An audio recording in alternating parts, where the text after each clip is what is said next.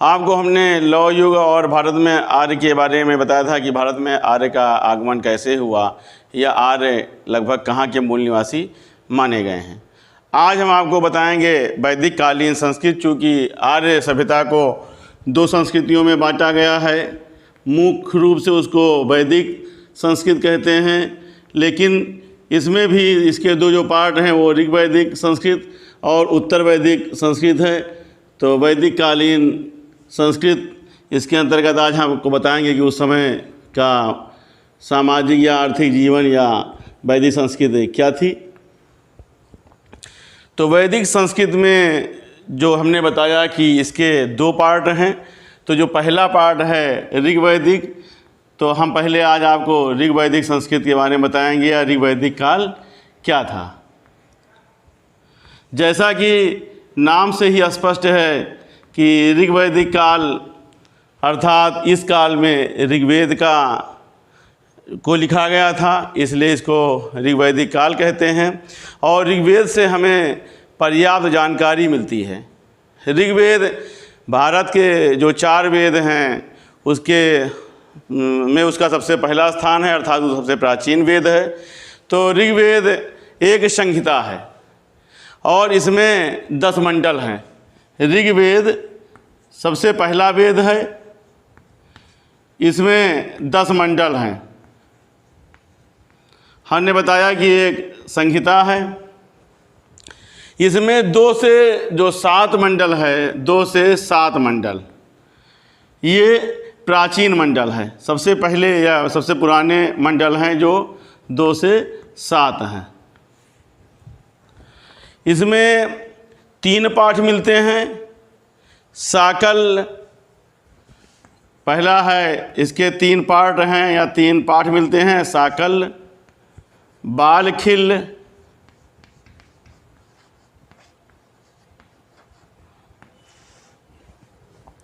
और वास्कल। ऋग्वेद के 3 पाठ हैं या 3 पार्ट हैं, साकल, बालखिल और वास्कल। साकल इसमें 1028 मंत्र हैं। ये मंत्र कुछ पुस्तकों में 1018 या 1027 मिलता है। फिलहाल जो माना गया है वो ये है कि इसमें 1028 मंत्र हैं। बालखिल में 11 मंत्र हैं और वास्कल में 56 मंत्र हैं।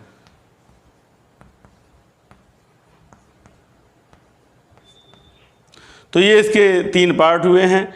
ऋग्वेद में 5 ऋतुओं का वर्णन है, जबकि अब तो ये माना जाता है कि 6 ऋतु हैं, लेकिन उनमें 5 ऋतुओं का वर्णन है। हमने बताया कि इसमें 1028 मंत्र माने गए हैं।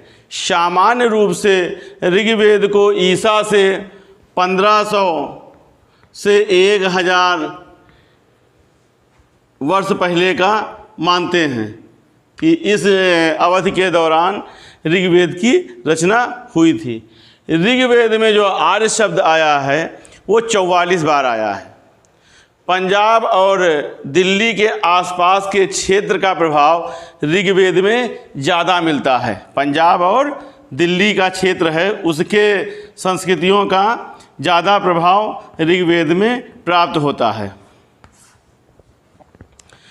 ऋग्वेद में ये वर्णित है। अब ऋग्वेद में आगे आर्यों के बारे में क्या क्या वर्णित है मैं आपको बताता हूँ। तो आर्यों का जो प्रसार है वो अफ़गानिस्तान से गंगा घाटी के मैदान तक था। हिमालय की एक चोटी है जिसे मूजवंत कहते हैं। मूजवंत ये हिमालय की एक पहाड़ी है, निचले स्तर की एक पहाड़ी है जो दक्षिण और पश्चिम में स्थित है। दक्षिण और पश्चिम में स्थित एक निचले स्तर की जो पहाड़ी है उसे मूजवंत कहते हैं। और ये माना जाता था कि मूजवंत जो पर्वत है वहाँ पर सोम मिलता था। सोम का उल्लेख ऋग्वेद में किया गया है। पश्चिम में आर्यों का जो क्षेत्र था वो कुभा अर्थात काबुल तक था, कुमु कुर्रम तक था गोमती और सुवास नदियों का भी उल्लेख इसमें मिलता है। तो इसका मतलब है कि इस जगह तक आर्यों का प्रसार हो चुका था। इससे पता चलता है कि उस समय का जो अफगानिस्तान था वो भारत का ही अंग था। राजनीतिक रूप से आर्य 5 जनों में बटे थे, इस कारण इसे पंचजन्य भी कहते हैं। जन जो होता था, वहाँ का जो अधिपति होता था, जन का जो अधिपति होता था उसे जनपति या अधिपति बोलते थे। आर्यों का जो तंत्र था वो जनों में बटा था, तो उसे जनपति या अधिपति बोलते थे, अर्थात राजा उसे कहते थे, वो राजा कहलाता था। जन का जो अधिकारी था या अधि का जो अधिकारी था उसको राजा बोलते थे। इस समय की जो सबसे छोटी इकाई थी वो थी कुल। सबसे छोटी इकाई थी कुल। कुल का मतलब है परिवार, अर्थात उस समय सबसे छोटी इकाई परिवार थी। जिसका जो स्वामी होता था वो कुलप कहलाता था। कुल का स्वामी कुलप होता था। हमने बताया कि ये आर्यों की जो संस्कृत है ये पुरुष प्रधान है, जबकि सिंधु सभ्यता में आपने नारी प्रधान या मातृ सत्तात्मक सत्ता के बारे में जाना है। लेकिन आर्य का जो संस्कृति थी वो पुरुष प्रधान थी। तो कुल उसमें या परिवार सबसे छोटी इकाई होता था, जिसका स्वामी जो होता था वो कुलप कहलाता था। कई कुलों से एक गांव बनता था। कई कुल जब इकट्ठा हो जाते थे या कई परिवार एक जगह पर रहते थे तो वो गांव बनता था या ग्राम बनता था। इसका जो मालिक होता था या इसका जो मुखिया होता था उसे ग्रामीणी कहते थे। गांव के मुखिया को ग्रामीणी कहते थे। गांव से बड़ा होता था विस, अर्थात कई गांव मिल करके विस बनते थे, और विस का जो स्वामी होता था उसे विस्पत कहते थे। ये मैं आपको आर्यों की सामाजिक या उस समय वो कैसे किस हिस्सों में बटे थे उसके बारे में बता रहा हूँ। तो कई गांवों का समूह मिल करके विस बनाता था और उसका स्वामी विस्पत कहलाता था। अनेक जब विस मिल जाते थे तो जन का निर्माण होता था, और जन का जो अधिकारी होता था वो राजा होता था। तो ये आर्यों की जो है वो राजनीतिक स्थिति होती थी कि सबसे बड़ा उसमें अधिकारी जो होता था जन का, वो जनपद या राजा कहलाता था। आर्यों के जन पहले आपस में लड़ा करते थे। वो जो जन 5 हिस्सों में बटे थे, पंचजन्य थे, वो आपस में लड़ाई झगड़ा किया करते थे। और इन जनों का आपस में एक युद्ध होता है जिसे कि दशराग युद्ध बोलते हैं।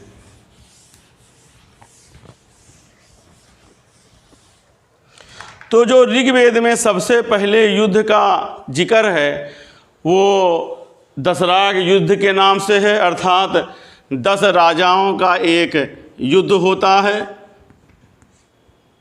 जिसे कि 10 राग युद्ध बोलते हैं। देखिए कि छोटी छोटी संस्कृतियां मिल करके, छोटे छोटे जन मिल करके बात को कैसे एक बड़े जन में बने, वो मैं आपको बता रहा हूँ कि ऋग्वेद में एक स्थान पर 10 राजाओं के युद्ध का वर्णन है, जो भरतों के राजा सुदास के साथ लड़ा गया था। अर्थात एक पक्ष उसमें जो था वो भरतों का राजा था सुदास। दशराग युद्ध जो है वो एक पक्ष था सुदास,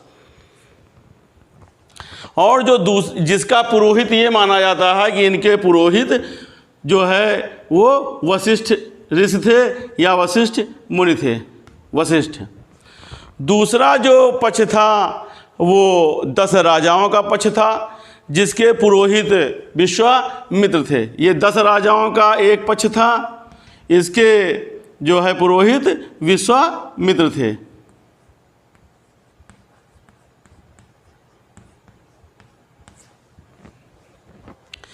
इसमें 5 आर्यों के जो पंचजन्य थे वो 5 जन लोग तो शामिल ही हुए थे, और 5 छोटी अन्य लघु जनजातियाँ भी शामिल हुई थी, जिसमें अनिल, पक्ष, भलानस और विषाणिन तथा शिव थे। ये 5 और 5 जन मिलाकर के 10 राजाओं का एक समूह बना था। ये युद्ध रावी नदी के तट पर लड़ा गया, जिसे कि उस समय की परुष्णी नदी भी कहते हैं। परुष्णी नदी, उसके तट पर 10 राजाओं का भरतों के राजा सुदास के साथ युद्ध होता है और इसमें भरतों का राजा सुदास विजयी होता है। क्योंकि जो ये 10 लोगों का समूह लड़ा था, इसमें एक जो जन था वो था पुर लोगों का, और पुर उस समय की सबसे शक्तिशाली जाति थी जो सरस्वती नदी के तट पर निवास करती थी। इस युद्ध में, भरतों के साथ युद्ध में, पुरों का जो राजा था पुरकुश, वो मारा जाता है। पुरकुश के मारने से वो 10 राजाओं का समूह सुदास से युद्ध हार जाता है। बाद में पुर वंश का या पुर जन का जो है भरतों के राजा सुदास के साथ मैत्री हो जाती है और सुदास ऋग वैदिक काल का सबसे बड़ा सम्राट बनता है। भारत का वह सम्राट बन जाता है, अर्थात जो जन थे वो टूट करके भरतों के राजा सुदास में समाहित हो जाते हैं और सुदास जो है भारत का सम्राट बनता है। सुदास के सम्राट बनने पर इस देश का नाम भारतवर्ष रखा गया है, अर्थात चूँकि भरतों के राजा सुदास ने विजयी पाई थी और भरत संस्कृति का विकास इस क्षेत्र में हुआ था, इसलिए इस देश का नाम भारतवर्ष पड़ जाता है। कालांतर में भरत और जो पुरकुश मारा जाता है, उन दोनों का आपस में मैत्री हो जाती है और दोनों जाति मिलकर के एक वंश का निर्माण करती हैं, जिसे कि कुरवंश कहते हैं, अर्थात कुल कहते हैं। कुरवंश का जो रचना होती है वो भारतों के राजा सुदास और पुर जाति के मिलने से होती है। वही कुरवंश जो है भारत पर राज करता है। ऋग्वेद में जो भारत पर राजतंत्र था अर्थात गणतंत्र नहीं था, क्योंकि राजन शब्द का उल्लेख ऋग्वेद में कई बार हुआ है। राजा को जन का रक्षक कहा गया है, राजा को बोला गया है जन का रक्षक, अर्थात प्रजा की रक्षा करने वाला या अपने लोगों की रक्षा करने वाला। इसे जो है ऋग्वेद में गोप्ता जनस बोला गया है। गोप्ता जनस माने जन की या अपने प्रजा की रक्षा करने वाला। ये राजा के लिए ये शब्द इस्तेमाल हुआ है, प्रयोग हुआ है। ऋग्वेद में दुर्गों का जिसने भेदन किया है उसे पुराभेदता या पुरंदर माना गया है। प्रारंभिक समय में जो राजा की स्थिति होती थी वो एक कबायली मुखिया जैसे होती थी, अर्थात वो किसी कबीले के मुखिया जैसी स्थिति में रहता था, लेकिन राज विस्तार होने के साथ वो सम्राट बन जाता है और राजा का पद उस समय आनुवंशिक पद नहीं था। पहले की सारी प्रजा मिल करके राजा का चुनाव करती थी। इसके बाद यह पद कालांतर में आनुवंशिक पद होता चला गया। प्रजा की रक्षा का पूरा उत्तरदायित्व राजा के ऊपर होता था। राजा को उसके बदले में प्रजा उपहार आदि देती थी। ऋग्वेद में एक स्थान पर बलि शब्द का प्रयोग हुआ है। बलि का मतलब ये नहीं है कि किसी पुरुष को काट करके उसकी या किसी जानवर को काट करके उसकी बलि दे दी जाए। तो ऋग्वेद में जो बलि शब्द का प्रयोग हुआ है उसका मतलब है चढ़ावा। चढ़ावा, बलि को बोला गया है चढ़ावा, और ये उपहार शब्द है, अर्थात ये उपहार था जो अनाज के रूप में दिया जाता था। उस समय बलि जो है वो उपहार या चढ़ावा कहलाता था और अनाज के रूप में दिया जाता था, अनाज रूप में दिया जाता था ऋग्वेद काल में। उस समय 2 समितियाँ थी जिनको कि सभा और समिति बोला गया है। सभा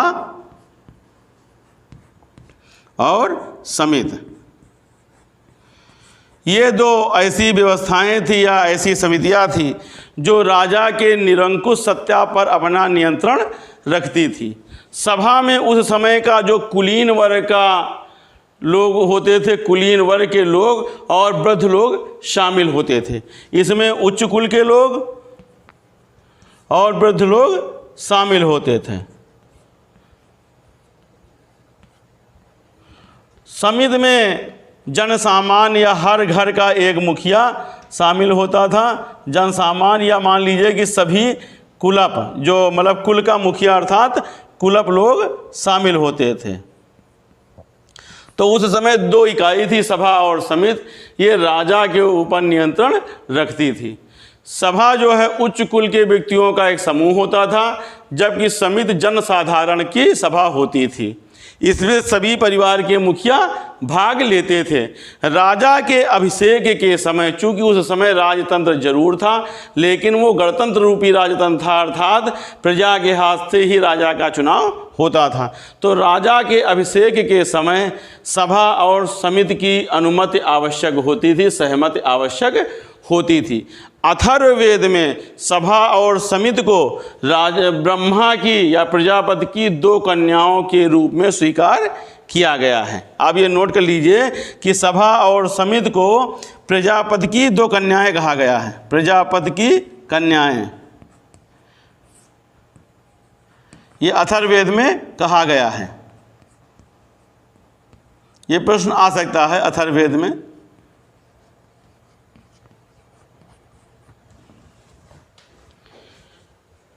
ऋग्वेद में 3 वर्णन और मिलता है, जिसमें पुरोहित, सेनानी और ग्रामीणी है।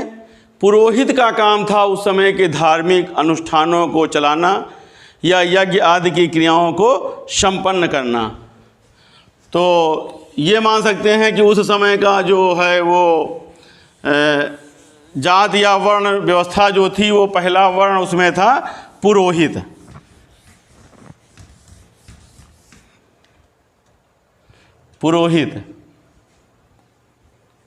पुरोहित का काम था उस समय के धार्मिक कार्यों को पूरा करना और अनुष्ठानों को संपन्न करना। पुरोहित जो है युद्ध में राजा के साथ में जाता था। सेनानी जो था वो युद्ध करता था और प्रजा की रक्षा करता था। जो तीसरा वर्ग था वो ग्रामीणी था, अर्थात वो जनसामान्य का व्यक्ति होता था। इस समय जो जासूस होते थे या दूत होते थे, उन्हें स्पस कहते थे। स्पस, ये जासूस या दूत के लिए ये शब्द प्रयुक्त हुआ है। पहले हमने बताया पुरोहित, सेनानी और ग्रामीणी, ये 3 समाज में बंटवारा था, अर्थात 3 इन्हीं समूहों में ही व्यक्ति को बांटा गया था। स्पस को जासूस कहते थे। उस समय चारागाह के प्रधान का पद महत्वपूर्ण होता था। चारागाह के प्रधान को वाजपति कहते थे। चारागाह का जो प्रधान होता था उसे वाजपति कहा गया है। इससे आप मान सकते हैं कि उस समय चारागाह का क्या रोल था। चूंकि पशुपालन का व्यवस्था थी, पशुपालन उस समय चरम पर था, तो चारागाह के प्रधान को वाजपति कहा गया है। न्याय व्यवस्था का ऋग्वेद में कोई उल्लेख नहीं मिलता है। उस समय मृत्युदंड का विधान नहीं था। हत्या आदि के अपराध करने पर जुर्माना दे करके या धन आदि दे करके मुक्ति प्राप्त की जा सकती थी। एक स्थान पर एक व्यक्ति को शतदाय कहा गया है। शतदाय का मतलब था एक व्यक्ति की जो कीमत थी वो 100 गायों के बराबर थी, अर्थात एक व्यक्ति जो है वो 100 गाय के बराबर था। इससे हम आपको ये इसलिए स्पष्ट कर रहे हैं कि एक व्यक्ति को शतदाय कहा गया, तो एक व्यक्ति जो था वो 100 गायों के बराबर उसकी कीमत होती थी। यदि कोई व्यक्ति किसी व्यक्ति की हत्या कर देता था तो वो 100 गाय का जुर्माना दे करके उस अपराध से मुक्ति पा जाता था। इस काल में अपराधी को खूंटे से भी बांधने की परंपरा मिलती है। झगड़ों का जो निर्णय करता था उसे माध्यम कहते थे। ग्रामीण न्यायाधीश का उल्लेख हुआ है कि इस काल में ग्रामीण न्यायाधीश होते थे, लेकिन उसे तैत्तिरीय संहिता में ग्रामवादिन कहा गया है। ग्रामवादिन, जो ग्रामवादिन था वो गांव स्तर के लड़ाई झगड़ों का निपटारा करता था। ग्राम स्तर पर न्याय का काम जो है ग्राम्यवादीन करता था। इसका उल्लेख तैत्तिरीय संहिता में मिलता है।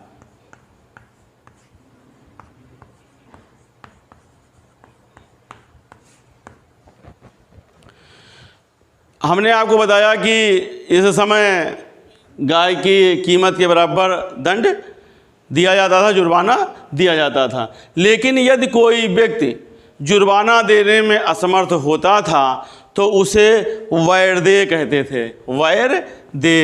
वैरदेय का मतलब था जुर्माना ना देने वाला या जुर्माना जो अदा ना कर पाए, जुर्माना ना देने वाला।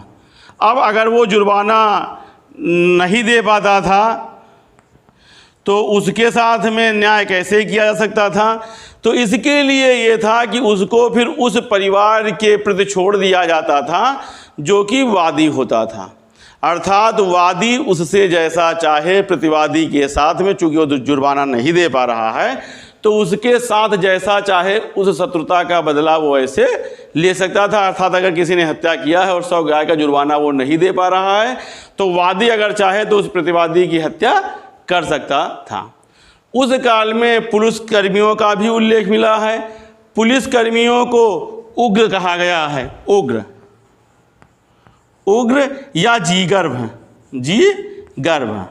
ये जो शब्द है वो पुलिस के लिए प्रयोग हुआ है। अर्थात ये माना जाता है कि उस समय पुलिस का पद था या पुलिसकर्मी जैसे कार्य करने के लिए कुछ व्यक्ति निर्धारित होते थे। कानून को ऋग्वेद में धर्मन कहा गया है। ऋग्वेद में जो कानून शब्द है उसे धर्मन कहा गया है। और धर्मन कहने से यह आशय निकलता है कि उस समय कोई अलग से संविधान नहीं था, अर्थात धर्म की ही बातें कानून होती थी। उस काल में अपराधियों को अपने को निर्दोष सिद्ध करने के लिए गर्म कुल्हाड़ी पर अपनी जीभ रखनी पड़ती थी। जैसे कि आज के समय में अपनी निर्दोषता सिद्ध करने के लिए लोग धार्मिक ग्रंथों की कसम खाते हैं या शपथ लेते हैं, उस काल में अपनी निर्दोषता सिद्ध करने के लिए कोई व्यक्ति गर्म कुल्हाड़ी पर अपनी जीभ रखता था।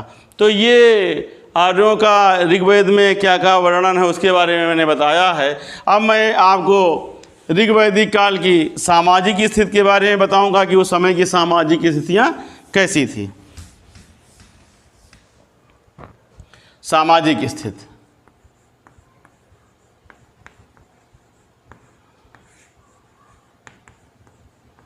हमने आपको बताया कि जहाँ सिंधु सभ्यता अपने मातृ सत्तात्मक सत्ता के लिए जानी जाती थी, इस काल में वो पितृ सत्तात्मक सत्ता के लिए जानी जाती थी। इस काल में जो परिवार था वो पितृ सत्तात्मक था, पितृ सत्ता थी, अर्थात जो घर का मालिक था वो पुरुष होता था। परिवार में पिता को असीमित अधिकार प्राप्त थे।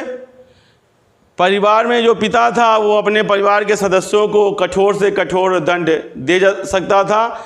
ऋग्वेद में एक जगह पर ऋजाशव शब्द का उल्लेख हुआ है जिसमें ये बताया गया है कि उसके पिता ने उसे अंधा कर दिया था।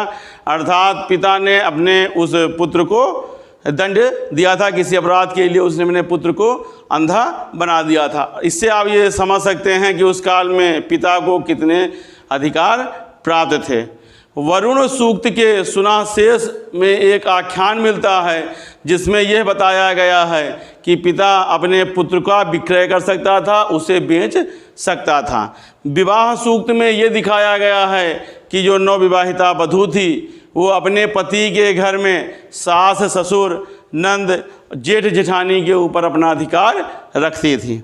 प्रारंभिक काल में, आर्यों के प्रारंभिक समय में या ऋग्वेद काल के प्रारंभिक समय में समाज जो है वो वर्ग विभेद रहित था, अर्थात कोई जाति व्यवस्था नहीं थी। जन निर्माण के पूर्व लोगों को आर्य, कृष्ट या चष्ण कहते थे। इसमें जो अस्थायी रूप से निवास करते थे उन्हें कृष्ट कहते थे। कृष्ट ये अस्थायी निवासी होते थे, अर्थात कुछ इनका स्थान जो है वो अस्थायी रूप से होता था तो इन्हें कृष्ट कहते थे। अस्थायी निवासी। आर्य का मतलब आर्य थे ही, जो एकदम अस्थायी रूप से रहते थे। और जो अगली थी वो थी चषण। चाषण ये जो है घुमक्कड़ टाइप की प्रजा होती थी, अर्थात ये खाना बदोश टाइप के होते थे। तो जो 3 वर्ग जो थे वो आर्य थे, कृष्ण थे जो अस्थायी निवासी होते थे, और जो घुमक्कड़ प्रजा होती थी वो चष्ण कहलाती थी। तो 3 वर्गों में ये बटा था। उस समय का जो प्रारंभिक जीवन था या प्रारंभिक मानव समाज था वो 3 वर्णों में बटा था। 3 वर्ण कौन से थे? ब्रह्म, विश्व और क्षत्र। आर्यों का जो वो था समाज था वो 3 वर्ण में बटा था। पहले जो जाति व्यवस्था थी उसके हिसाब से 3 वर्ण थे। 3 वर्ण में ब्रह्म का मतलब ब्राह्मण से संबंधित था, क्षत्र का मतलब जो युद्ध में भाग लेते थे क्षत्रिय कहलाते थे, और विषा का मतलब था जो व्यापार आदि करते थे या खेती किसानी करते थे वो विष कहलाते थे। तो भारत में जब आर्यों और अनार्यों का युद्ध हुआ, जिसमें हमने आपसे बताया है कि दासियों का दमन हुआ था, तो भारत में आर्य और अनार्यों के युद्ध के समय जो वीर उस युद्ध में उत्साहपूर्वक लड़े वो क्षत्र कहलाए या छात्र कहलाए, अर्थात क्षत्रिय कहलाए। यज्ञ आदि के जो कार्य करते थे वो ब्रह्म कहलाए, और बाकी जितनी भी जनता थी वो विषा के अंतर्गत आती थी, वो विष कहलाए। उस समय एक ही परिवार में ये तीनों सदस्य हो सकते थे, अर्थात जैसे किसी पिता के 3 पुत्र हैं और पहला यज्ञ आदि करता था तो वो ब्रह्म कहलाता था, दूसरा अगर वो व्यापार करता था विष कहलाता था, और अगर जो युद्ध करता था वो क्षत्र कहलाता था। तो उस प्रकार से एक ही परिवार में 3 सदस्य हो सकते थे। पहले ये माना जाता है कि जो वो 10 युद्ध में पराजित हुए थे और जो बंदी बनाए गए थे, जिन्हें अनार्य माना गया है, वो शूद्र कहलाए। किंतु बाद में ये माना गया कि इस वर्ग में आर्य और अनार्य दोनों वर्गों के लोग शामिल किए गए। पहले तो ये माना गया कि जो शूद्र वर्ण में था, जो युद्ध में बंदी हुए थे और जो परास्त हुए थे, जिन्हें बंदी बना करके लाए गए, और अनार्य थे उन्हें शूद्र वर्ग में रखा गया। लेकिन बाद में आर्य और अनार्य दोनों वर्गों के लोग इस वर्ग में शामिल थे जो श्रमिक वर्ग से संबंधित थे। इस प्रकार से चौथी वर्ण व्यवस्था में ये चौथी जाति रखी गई थी। श्रमिकों को ही शूद्र वर्ग में रखा गया है। ऋग्वेद के 10वें मंडल में पुरुष सूक्त में सर्वप्रथम शूद्र शब्द का उल्लेख मिलता है। इस शब्द का उल्लेख मिलता है ऋग्वेद के 10वें मंडल में।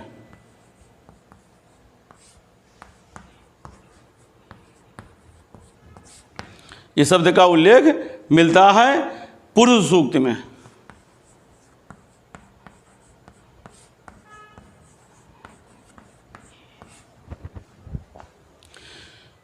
उस समय जो वर्ग विभेदन था, हमने बताया कि वो जन्मजात नहीं था। एक ही परिवार के लोग चारों वर्णों के सदस्य हो सकते थे, अर्थात उस समय का जो समाज था वो कर्मों पर आधारित था, जन्म पर आधारित नहीं था। इसका एक सबसे अच्छा जो उदाहरण है वो ये है कि जो ऋषि वशिष्ठ थे उन्हें ब्राह्मण माना गया है, जबकि उनके पिता जो वरुण हैं वो अब्राह्मण थे, और उनकी माता उर्वशी जो कि एक अप्सरा थी। ये दोनों अब्राह्मण थे, लेकिन इनके पुत्र वशिष्ठ ब्राह्मण थे, चूँकि इन्होंने कर्म जो इनके कर्म थे वो यज्ञ आदि से संबंधित थे। इसी प्रकार से एक ब्राह्मण ऋषि भृगु थे जो जन्म से ब्राह्मण थे, लेकिन वो रथ आदि का निर्माण करने में निपुण थे, जो कि श्रमिक वर्ग था। इस हिसाब से ये माना जाता है कि वो शूद्र वर्ग से भी संबंधित थे। तो आप ये मानिए कि उस समय का जो जन्म व्यवस्था थी, वो वर्ण व्यवस्था थी, वो जन्म पर आधारित नहीं थी, कर्मों पर आधारित थी। अब इस काल में हम आपको ये बताते हैं कि विवाह या स्त्रियों की क्या स्थिति थी।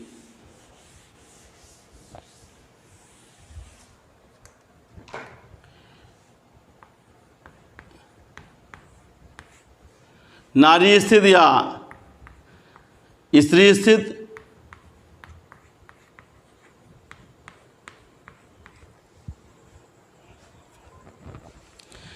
शतपथ ब्राह्मण में पत्नी को अर्धांगिनी बोला गया है। पत्नी को जब आप आज अर्धांगिनी बोलते हैं, अर्धांगिनी, ये सबसे पहले आया है वर्णन शतपथ ब्राह्मण में।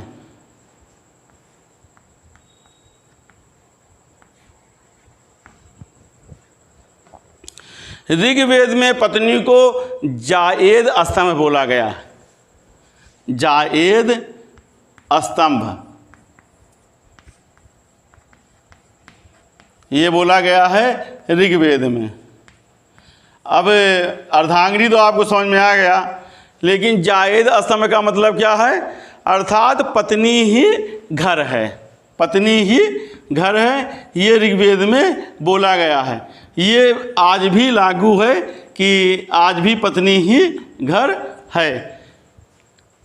तो जायद स्तंभ में पत्नी को, सारी ऋग्वेद में पत्नी को जायद स्तंभ बोला गया है। उस समय जो विवाह व्यवस्था थी वो एक पत्नी विवाह प्रचलित था।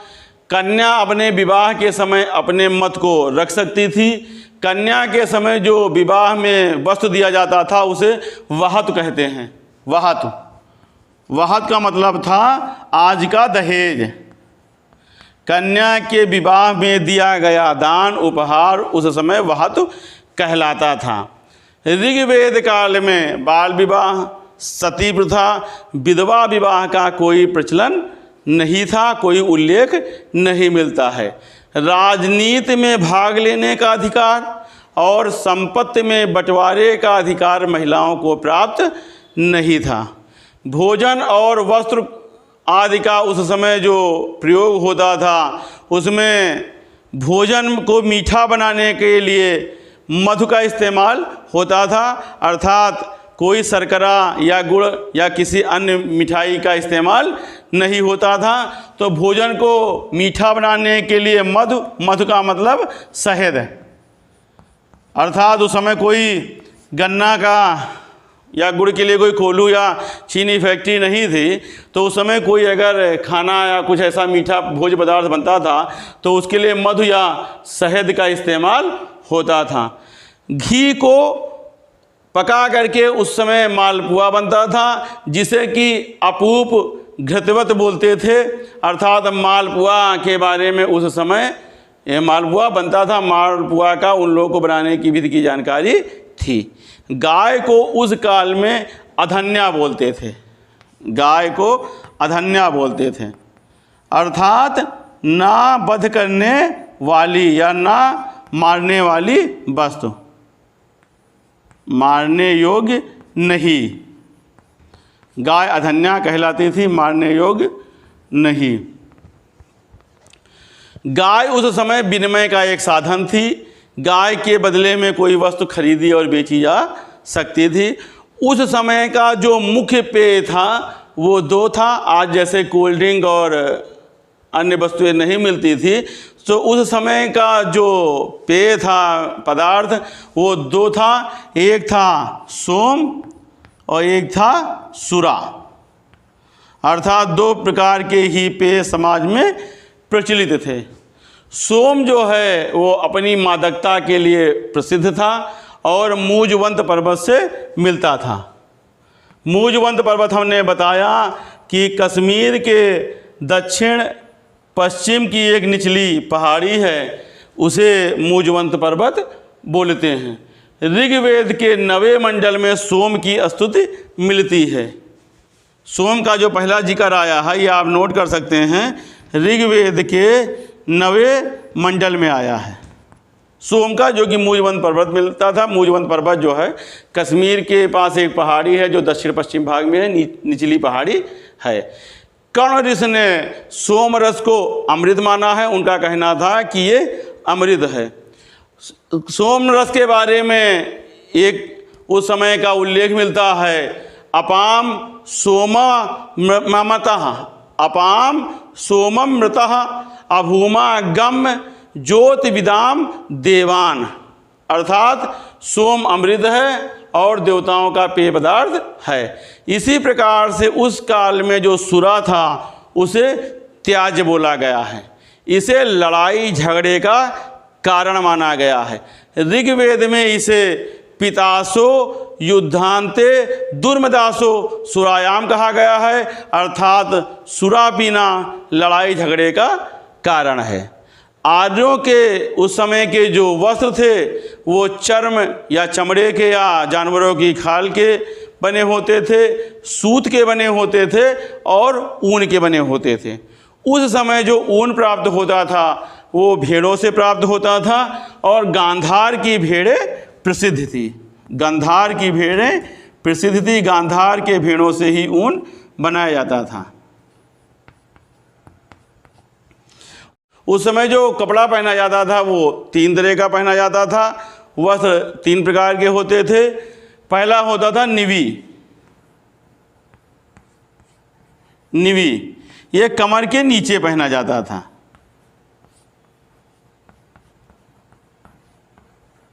इसके बाद होता था वासम। वासम ये कमर के ऊपर पहना जाता था। और तीसरा जो कपड़ा होता था उसे बोलते थे अधिवासम।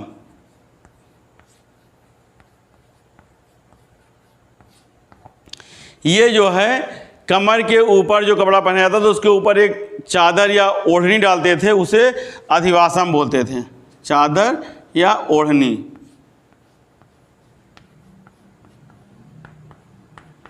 तो कपड़े उस समय 3 तरह के पहने जाते थे। ऋग्वेद में नाई शब्द आया है। नाई को वक्ता बोलते थे। वक्ता, वक्ता का मतलब था नाई।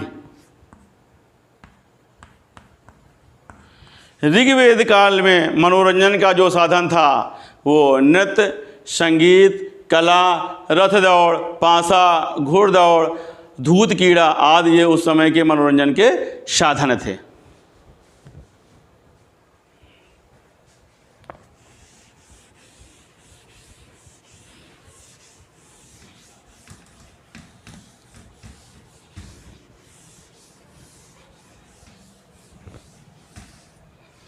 उस समय का जो आर्थिक जीवन था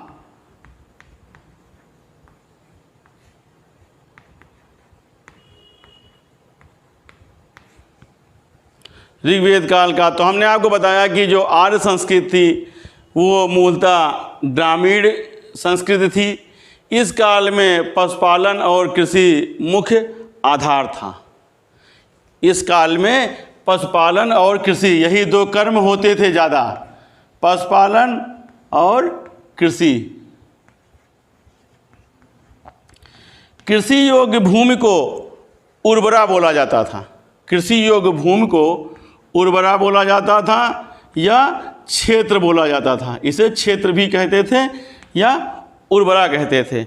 इस काल में जो हल होता था उसे हर बोलते थे। हल को हर बोलते थे और इसमें 6, 8 और 12 की संख्या में बैल जोते जाते थे। सिंचाई का जो उस समय का साधन था वो नहर था। नहर के माध्यम से सिंचाई होती थी। कहीं कहीं पर कुआं या कूप के द्वारा भी सिंचाई होती थी। एक शब्द आया है अवट। अवट, तो अवट का मतलब था एक प्रकार का गड्ढा। तो सिंचाई के लिए अवट का भी प्रयोग होता था। इसका उल्लेख ऋग्वेद में आया है अवट का। और अवट का मतलब है गड्ढा, अर्थात इसमें वर्षा जल या अन्य जलों को संचित रखा जाता रहा होगा और उसमें जब जल इकट्ठा हो जाता रहा होगा तो उसका प्रयोग सिंचाई में होता था। हो सकता है आप अवट को छोटा मोटा तालाब मान सकते हैं। तो अवट शब्द का उल्लेख आया है और अवट एक प्रकार का गड्ढा होता था जो खोद करके बनाया जाता था। इस काल के लोग खाद्य से परिचित थे। आर्य लोगों को चावल के बारे में कोई जानकारी अभी तक नहीं हुई थी। सिंधु सभ्यता में चावल का साक्ष्य मिलता है, लेकिन आर्य में ऋग्वैदिक काल में चावल की जानकारी उन्हें नहीं हुई थी। पशुओं के कान पर वो एक चिन्ह लगाते थे जिसे कि स्वामित्व सूचक चिन्ह कहते थे, अर्थात कान पर वो किसी प्रकार का दाग रखते रहे होंगे या उसमें कोई छिद्र करके कुछ ऐसा टैग लगाते रहे होंगे, तो पशुओं के कान पर वो स्वामित्व सूचक चिन्ह लगाते थे जिससे ये पता चल सके कि फला जानवर या फला पशु है वो किसका है। गाय को अष्टवर्णी कहा जाता था, गाय को अष्टकर्णी, गाय को अष्टकर्णी बोला जाता था। आर्य संस्कृत में घोड़ों को बहुत उच्च स्थान प्राप्त था क्योंकि ऋग्वेद में अश्व शब्द का प्रयोग 200 से अधिक बार हुआ है।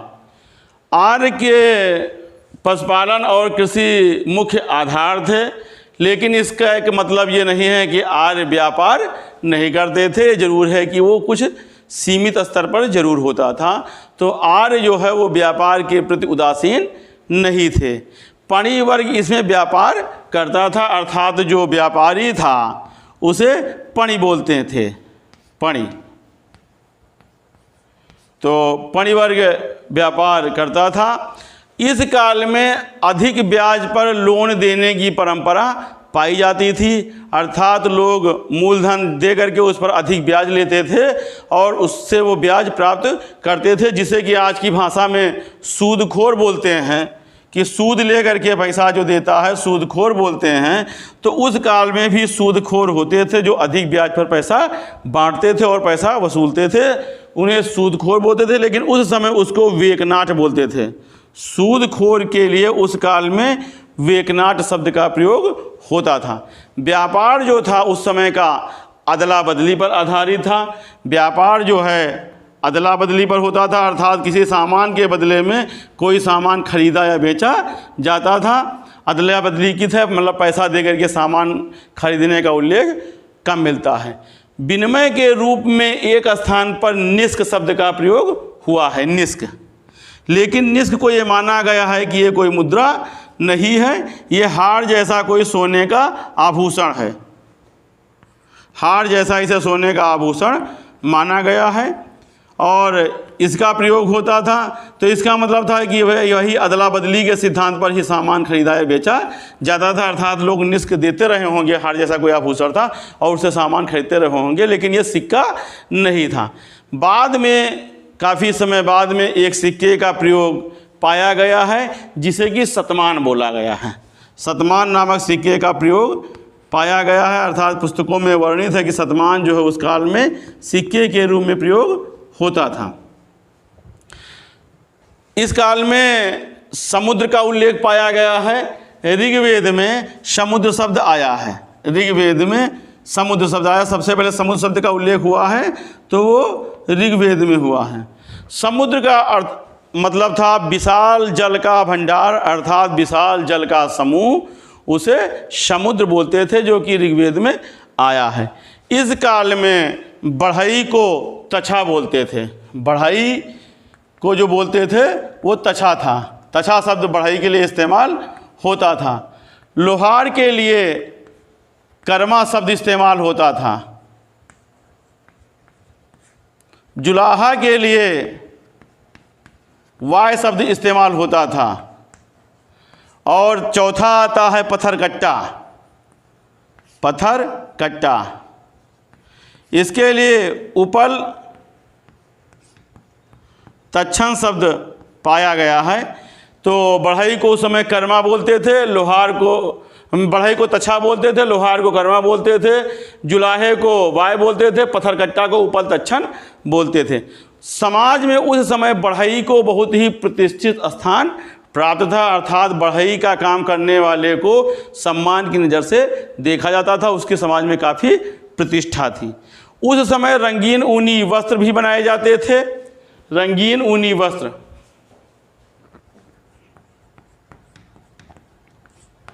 रंगीन ऊनी वस्त्र जो बनाया जाता था वो रावी नदी के तट पर बनता था, अर्थात परुष्णी नदी के तट पर बनता था।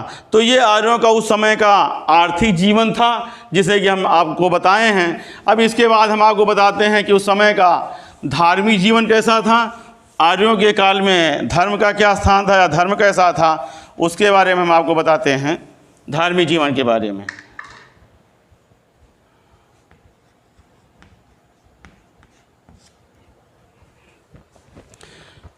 सिंधु सभ्यता में जहाँ पर सीमित देवता थे, मातृ देवी और शिव और कुछ पशु पक्षियों की पूजा होती थी, ऋग्वेद में काल में आते आते वो सीमित देवता बहुदेववाद में बदल गए थे। अर्थात इस समय जो था वो बहुदेववाद था, बहुदेववाद, बहुत देवताओं का उदय हो गया था, तरह तरह के देवी देवता विकसित हो गए थे। इस काल में एक शब्द आता है आख्यानी। आख्यानी, आख्यानी का मतलब है जंगल की देवी, जंगल की देवी, जिन्हें कि आप मान सकते हैं वन देवी, अर्थात वन की देवी, ये आख्यानी शब्द से बताया गया है। इस काल में सबसे ज़्यादा जो महत्ता थी वो इंद्र की थी। इंद्र को विश्व का स्वामी कहा गया है, इंद्र की सबसे ज़्यादा प्रतिष्ठा थी, इन्हें विश्व का स्वामी कहा गया है। और वैदिक काल के ये सबसे प्रतिष्ठित और सबसे बड़े देवता माने गए हैं। इंद्र को विश्व का स्वामी कहा गया है और इन्हें युद्ध का भी देवता माना गया है। इसीलिए इन्हें पुरंदर शब्द का इनके लिए इस्तेमाल होता है कि पूर्व का भेदन करने वाला, तो इन्हें युद्ध का भी देवता माना गया है। इस समय जो अग्नि देवता होते थे उन्हें जात वेदस कहा गया है। जात वेदस जो शब्द प्राप्त हुआ है वो अग्निदेव के लिए प्राप्त हुआ है। इस काल में रुद्र के अलावा जितने देवता थे सभी को मंगलकारी देवता माना गया है, अर्थात रुद्र को अमंगलकारी देवता के रूप में प्रतिष्ठित किया गया था। इंद्र के एक वास्तविक रूप को कल्पना की गई थी, अर्थात इंद्र के वास्तविक रूप को कल्पित किया गया था। इंद्र की मूर्ति को शत्रुओं से रक्षा करने वाला कहा जाता था। इस काल में रूढ़ि और अंधविश्वासों का भी काफ़ी उदय हुआ। लोग गंडे और ताबीज का इस्तेमाल करते थे। गंडे और ताबीज, अगर इसका इस्तेमाल उस काल में होता था तो आप ये समझ सकते हैं कि लोग भूत प्रेत, पुनर्जन्म, शैतान या इंद्रजाल, मायाजाल आदि में विश्वास करते थे, टोना टोटका में विश्वास करते थे। इस काल में जो देवताओं की उपासना होती थी वो यज्ञ के माध्यम से होती थी, अर्थात यज्ञ आदि कर्म ज़्यादा होते थे।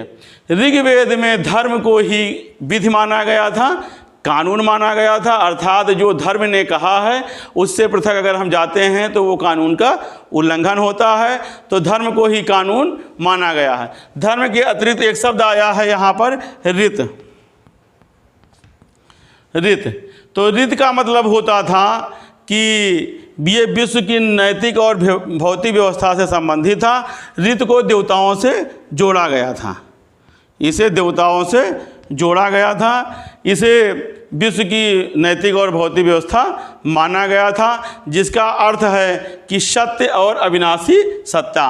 ऋत का अर्थ है सत्य और अविनाशी सत्ता, अर्थात जो ईश्वर है वो सत्य है और उसकी सत्ता का कभी विनाश नहीं हो सकता है, वो उसकी सत्ता अविनाशी है। तो ये ऋत शब्द का प्रयोग हुआ है। देवताओं की बहुलता के कारण, चूँकि काफ़ी देवता धरती पर विकसित हो चुके थे, तो देवताओं की बहुलता के कारण ऋषि मुनियों ने, जो ऋग्वैदिक ऋषि मुनियों ने कुछ संख्याओं को सीमित करना प्रारंभ किया, कुछ देवताओं की संख्या को उन्होंने कम किया। पृथ्वी और आकाश को मिला करके उन्होंने एक देवता बना दिया, जिसे बोला गया धावा।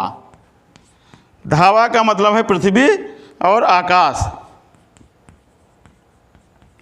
इसी प्रकार मित्र और वरुण को संयुक्त किया गया, ऊषा और रात्रि को संयुक्त किया गया, मारुत, आदित्य और अश्विनी कुमारों को संयुक्त करके देवताओं की संख्या को सीमित किया गया। ये देवी देवता थे। लेकिन इसी काल में निर्गुण ब्रह्म का भी वर्णन मिलता है। निर्गुण ब्रह्म अर्थात भगवान के या ईश्वर के निर्गुण स्वरूप को भी माना गया है। ये आपको बहुत इम्पॉर्टेंट बिंदु है। निर्गुण ब्रह्म, निर्गुण ब्रह्म की इस समय परिकल्पना की गई थी और इसका जिक्र जो है वो नासदीय सूत्र में है। नासदीय सूत्र में निर्गुण ब्रह्म का उल्लेख मिलता है। आप इसको नोट कर लीजिए कि निर्गुण ब्रह्म का उल्लेख ऋग्वेद काल के किस सूत्र में मिलता है, तो नासदीय सूत्र है। अब आपको हम बताएं कि 4 वेदों की इसमें रचना हुई थी, जिसमें पहला वेद हमने आपको बताया कि ऋग्वेद था, अर्थात ऋग्वेद काल इसी के नाम पर था। लेकिन चूंकि ऋग्वेद के साथ में हम आपको बाकी 3 वेदों के बारे में भी बता देते हैं। ऋग्वेद जो है यह मंत्रों का समूह था। इसमें अग्नि को और काफ़ी महत्व दिया गया है। अग्नि को विधाता कहा गया है या केतु का झंडा कहा गया है। इसमें 1028 सूक्त हैं, 10 मंडल हैं, 8 अष्टक हैं। इसके 2 ब्राह्मण ग्रंथ हैं, ऐतरेय ब्राह्मण और कौशिकी ब्राह्मण। नंबर 2 का जो वेद है वो अथर्ववेद है। इसमें जादू, मानस हरण आदि का संग्रह है, टोना टोटकों का संग्रह है। इसमें 73 ऋचाएँ हैं और 20 मंडल हैं। इसके 3 उपनिषद हैं, मुंडक, प्रश्नोप और मांडूक्य उपनिषद। तीसरा जो वेद है वो यजुर्वेद है। ये यज्ञ विधि विधानों का संग्रह है। इसके 2 भाग हैं, पहला है कृष्ण यजुर्वेद, दूसरा है शुक्ल यजुर्वेद। इसमें 5 शाखाएँ हैं, काष्ठ संहिता, कपिष्ठल, कंठ संहिता, मैत्रायणी और इसके 2 ब्राह्मण ग्रंथ हैं, तैत्तिरीय और शतपथ। अगला जो वेद है वो सामवेद है। ये संगीत, गायन और से संबंधित है। ये गेय पद का संग्रह है। इसमें 1810 ऋचाएँ हैं। इसके 25 ब्राह्मण, 26 ब्राह्मण जैमिनीय इसके ब्राह्मण ग्रंथ हैं। छांदोक और जैमिनीय उपनिषद हैं। इसके केनोपनिषद का एक अंश इसका भाग है, जिसे कि तलबगार उपनिषद बोलते हैं। केनोप उपनिषद को तलबगार उपनिषद बोलते हैं। तलबकार उपनिषद बोला गया है। अब इसके अलावा कुछ छोटे मोटे और साहित्य मिलते हैं, जिसमें हमने आपको अभी बताया कि ब्राह्मण ग्रंथ, कई बार मैंने ब्राह्मण ग्रंथ बोला है। तो ब्राह्मण ग्रंथ का मतलब है जो ब्रह्मा के शब्द हैं उसे ब्राह्मण ग्रंथ कहा गया है। इसमें वेदों की व्याख्या की गई है। ब्राह्मण ग्रंथ ब्रह्मा के मुँह से निकले हुए शब्दों का संग्रह है। इसमें वेदों की व्याख्या की गई है। अगला साहित्य आता है आरण्यक।